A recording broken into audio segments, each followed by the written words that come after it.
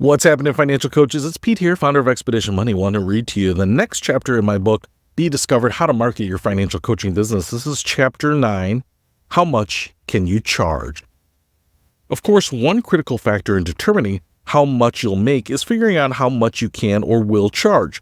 So now I want to dive into the real world of financial coaching rates. I recently stumbled upon an intriguing chart from Numi in which financial coaches, or money coaches as they like to call them, share their business experiences.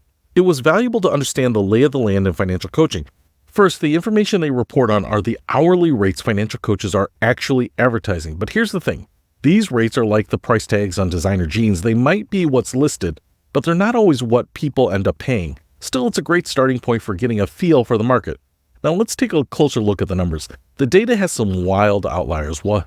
With coaches listing rates as high as $850 an hour, talk about a premium service, and others as low as $7 an hour, which might be too budget-friendly. However, the bulk of the financial coaching pack seems to roam around the $100 to $150 per hour range. In fact, this group's average rate is $130 an hour, which is pretty much in line with what I've seen among experienced coaches. You'll notice a growing herd of coaches charging below $75 an hour. This trend seems to be picking up steam, especially with newer coaches or those who haven't quite earned their stripes with certifications. They're like the underdogs of financial coaching, setting lower rates to attract clients and gain experience in a more crowded market.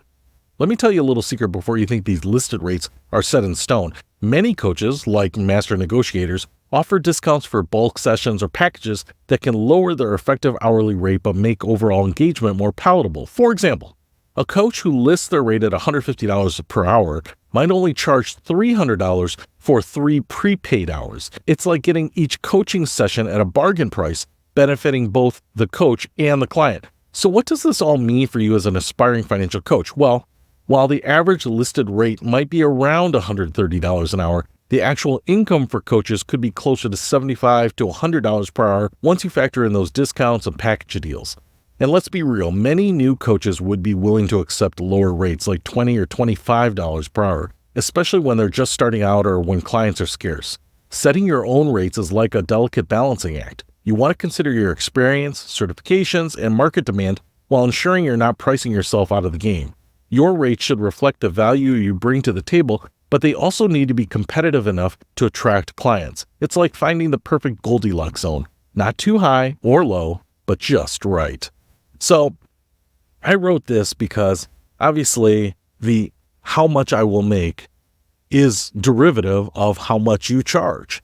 And I think a lot of people think that I'm just going to set this price. I'm going to set $400 an hour. I don't want people that pay $100 an hour. But as I discussed with my friend and fellow financial coach, Kate Grayson, she also set her prices much lower at the beginning. I set my prices much lower at the beginning too. I think I was probably at about $50 an hour when I first launched my own financial coaching business.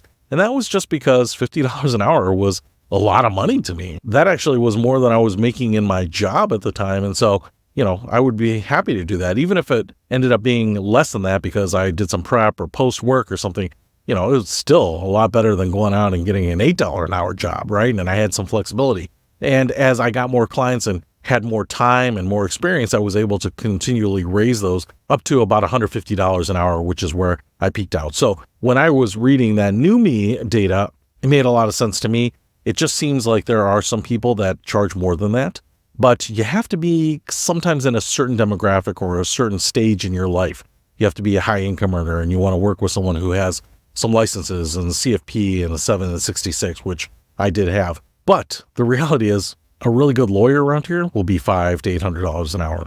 And that's usually a lot more training experience and courtroom time than the financial coaches. So if you think you're going to be able to charge that, you better have a pretty good value proposition. But in most cases, I think most people are going to charge maybe $100 to $150 an hour and actually pocket less because you're going to spend some time prepping and marketing and hand-holding and managing those clients. So it's not just about the time you coach. It's about all the time, that buffer and shoulder time around that you're also spending on those clients. So obviously, if we know what we're charging and how much we're working, you'll know how much you're earning.